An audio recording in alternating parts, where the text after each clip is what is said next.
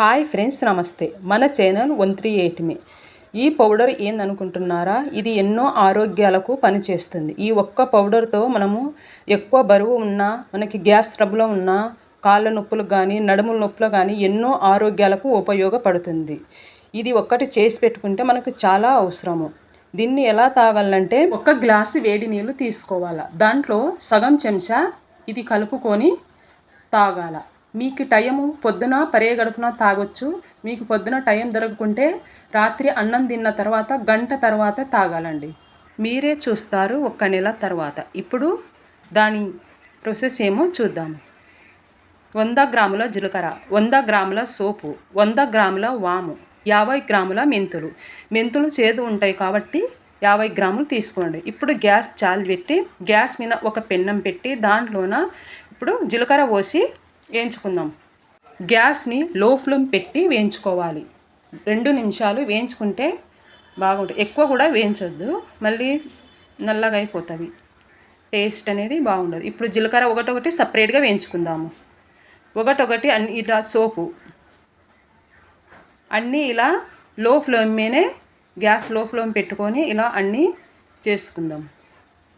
ఇది ఒక్కటి చేసుకుంటే చాలా మీకు ఉపయోగపడుతుంది. బరువు ఎక్కువ ఉన్నా, మనకు కొవ్వు ఎక్కువ ఉన్నా, కడుపు అని అన్నిటికీ చాలా మంచిగా పనిచేస్తుంది.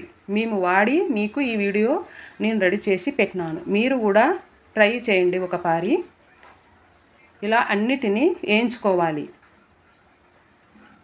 ఇప్పుడు మెంతులు, లాస్ట్లో మెంతులు వేసుకొని అన్నిటినీ లో ఫ్లేమ్ మీద పెట్టుకొని వేయించుకోవాలి. ఇలా వేయించుకున్న తర్వాత దీనిని చల్ల చేసుకోవాలి.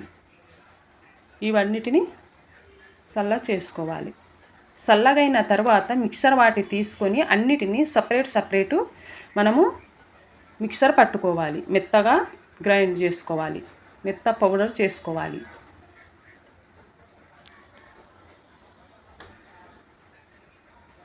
ఇలా అన్నిటినీ ఇలా మెత్తగా పౌడర్ చేసుకొని సపరేట్ రుబ్బుకోవాలి. ఇలా రుబ్బుకున్న తర్వాత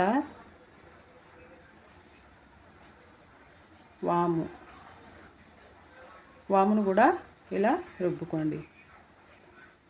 మీరు ఒకసారి దీన్ని ట్రై చేయండి.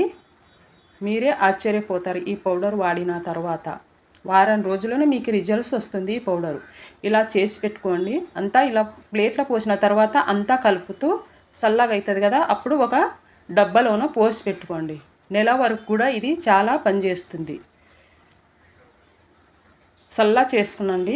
వేడిది వస్తే మళ్ళీ ఖరాబ్ అయిపోతుంది, చెడిపోతుంది తొందరగా. చల్లగా అయిన తర్వాత డబ్బాలోన పోసి పెట్టుకోండి.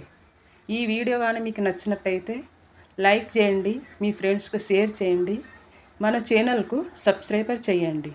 Thank you for watching.